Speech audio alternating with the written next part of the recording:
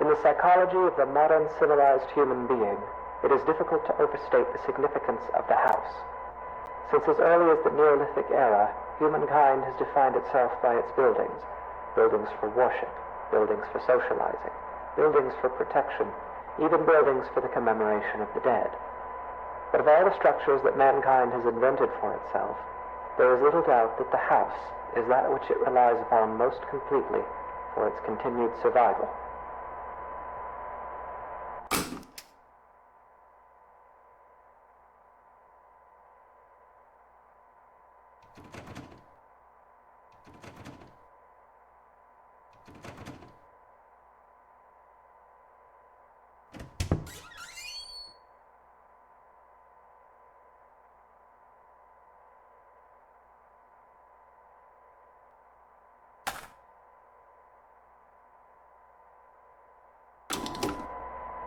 The house is one of the key elements that separates modern humanity from its more primitive antecedents. No other creature goes to such lengths to create lasting, permanent shelter for itself, nor regards said shelters with such reverence and import. Why do human beings of our modern age foster this tremendous sympathy toward their homes?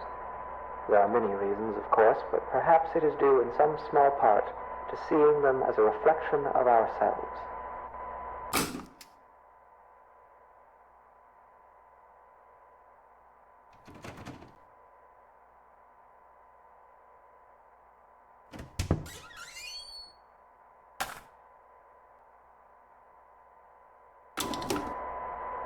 The anatomy of the house is such that this analogy is less superficial than at first it may seem. To carry it further, if we were to dissect a house as we might a human cadaver, we would find ourselves able to isolate and describe its various appendages and their functions in a decidedly anatomical fashion.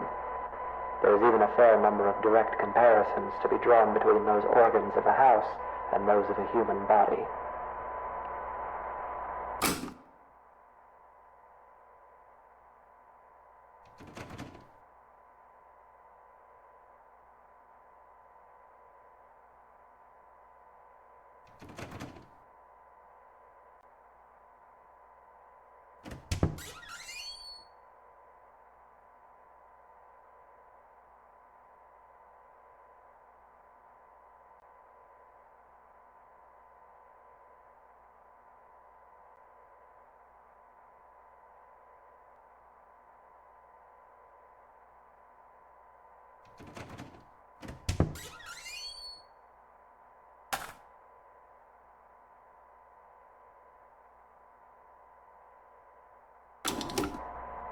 For example, let us examine the living room. Often the dominant space of a house's ground level, as well as typically the center of activity in a well-populated home, the living room is very much the heart of the house. While a human heart circulates blood to oxygenate the body's extremities, the living room circulates people, activity, communication. It is the room most likely to be found beating, as active and vivacious as its name would imply. The comparison is only strengthened when we consider also that the living room is most commonly the room to contain the fireplace, making it additionally a locus of actual physical heat.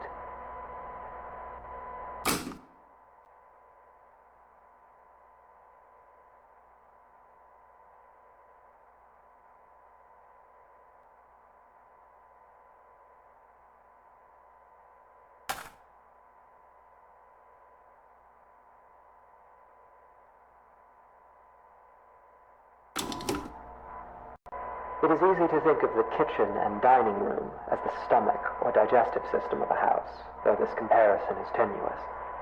By contrast, the function and analog of a bathroom should be immediately obvious. The hallways and corridors of a house are its veins, providing circulation coursing throughout its frame. A staircase bears more than a passing resemblance, both physically and symbolically, to a spine. The windows of a house serve much the same purpose as eyes, and anyone who has ever rounded a bend or a long drive and come suddenly face to face with a tall, dark manor will tell you that it is difficult to shake the impression that the house, through its lightless windows, is a creature capable of vision and intelligence.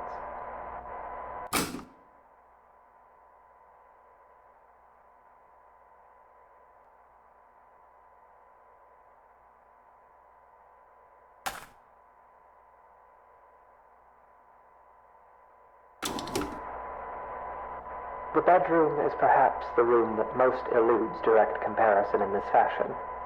At a stretch, and allowing for a bit of poetic sympathy, it might be said that the bedroom is not unlike the human mind, or those parts of it which dictate thought and imagination. In the bedroom, dreams are dreamt, passions are ignited, epiphanies are experienced in cold sweat at early hours.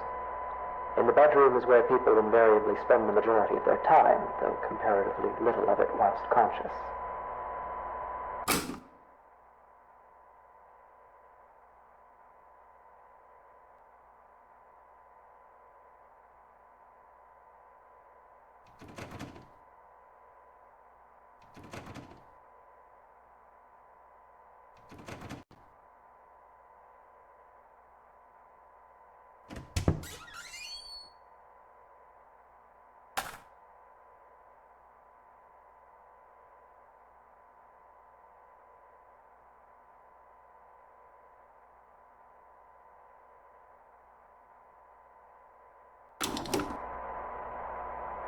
And yet this analogy is an incomplete one, for obviously the mind is an exceedingly complex thing.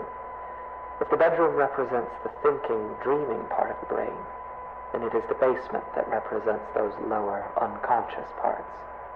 The basement is dark. It is buried. It is a place full of cobwebs where memories are stored. A poignant comparison, truly.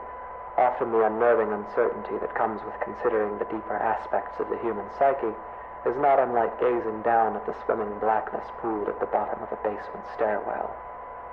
It is a place we spend our childhoods filling with monsters that will lay for years in patient silence. It is a place that, barring some specific errand, we seldom ever want to go.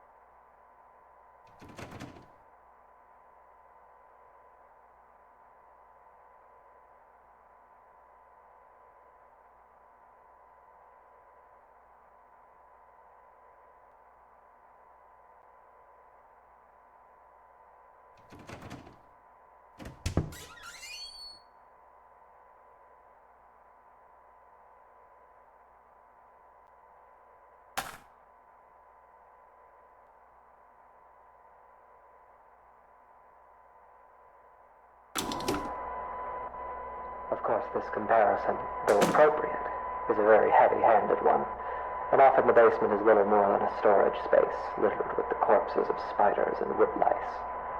While poets and psychoanalysts no doubt dread the thought of a dark basement, in truth, it is the bedroom, the waking mind, that place of dreams, that is actually the most frightening of all.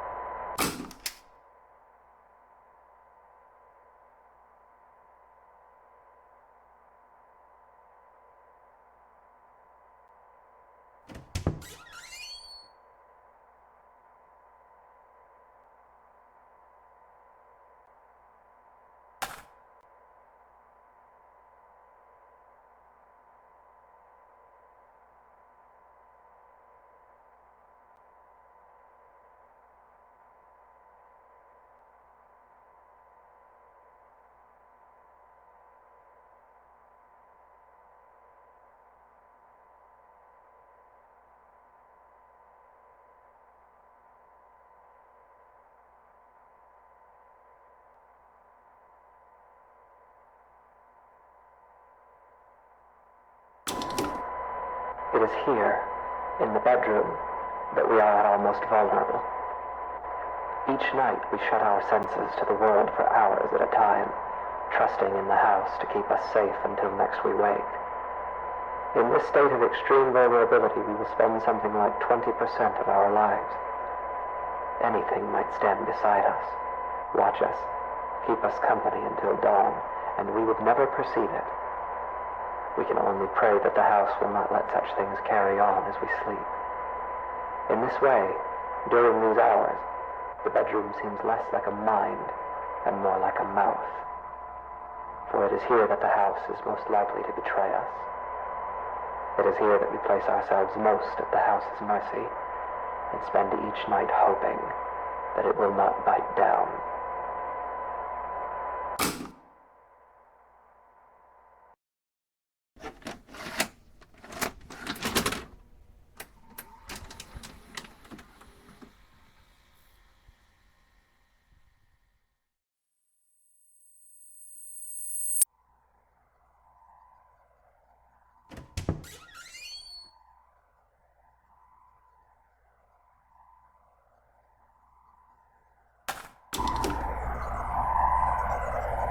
In the psychology of the modern civilized human being, it is difficult to overstate the significance of the house.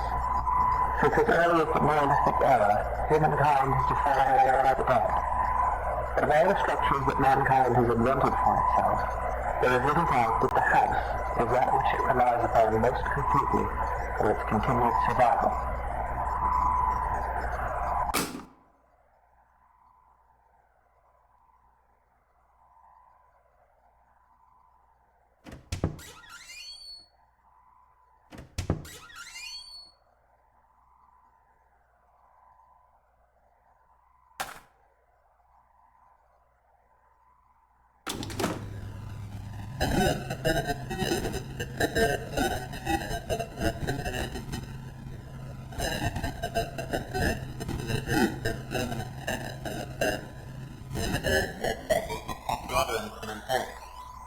Why do human beings of our modern age foster this tremendous sympathy?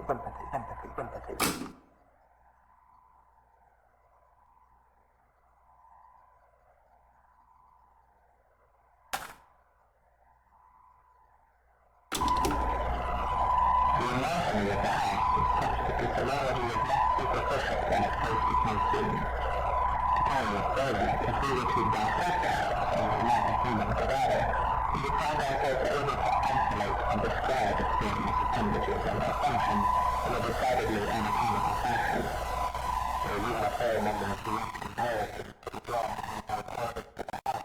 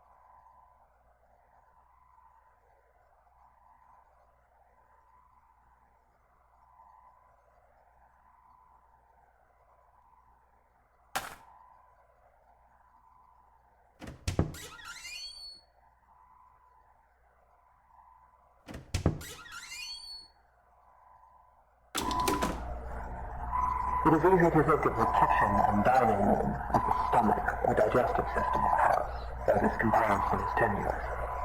By contrast, the function and analog of a bathroom should be immediately obvious. The hallways and corridors of a house are like veins, providing circulation coursing throughout its frame. A staircase bears more than a passing resemblance, both physically and symbolically, to a spine. The windows of a house serve much the same purpose as eyes, and anyone who has ever rounded a bend on a long drive and come suddenly face to face with a tall, dark manor will tell you that the house is a creature capable of...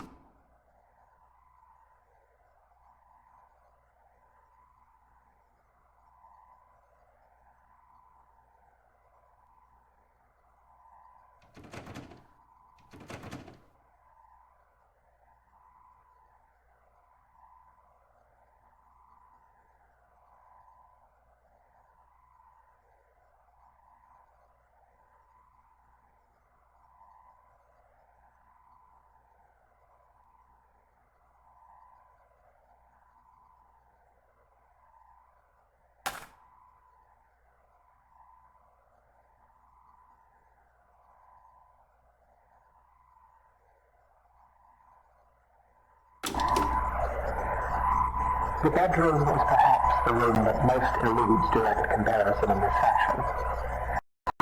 Allowing for a bit of poetic sympathy, it might be said that the bedroom is not unlike the human mind, or those parts of it which dictate thought and imagination.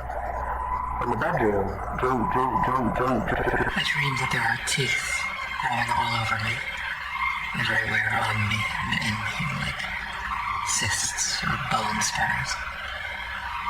They're loose, but I can't remove them because I have no hands. I look out through the bedroom window and I see a truck approaching. A young man steps out, approaches, and enters through the front door. His body is covered in swollen ticks the size of quarters. He's walking through the downstairs hallway and laughing. He begins urinating on the wall. He spits on the carpet. He's moving through the first floor, breaking and upsetting things. He goes to the basement and stands at the top of the stairs. I'm angry at him, so I slam the door and he falls down. I can feel his bones snapping. The ticks are bursting, oozing old black blood everywhere. I can feel him being ground up, dissolved and torn, splitting and shredding. I leave the door closed. I close my eyes and try to sleep. The teeth continue growing on me until there's nothing left of me but teeth and gums and sinew. The basement is dark.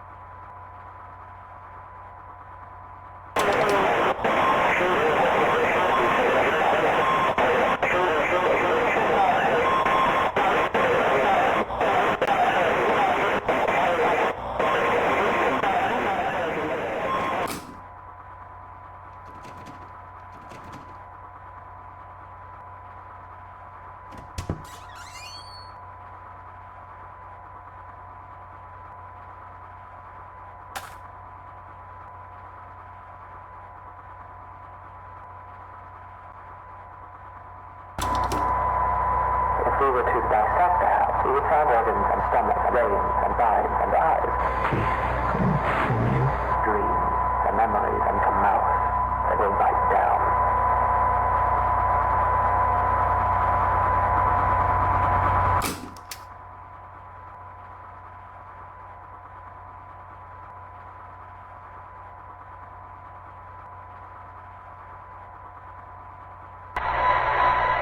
There is an important distinction that must be drawn between the words dissection and vivisection, a distinction that would appear to be lost on you.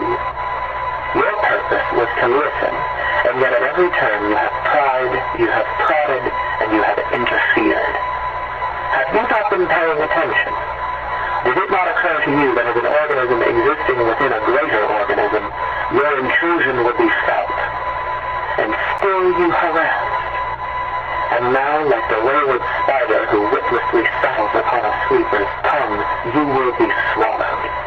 Because the truth is this.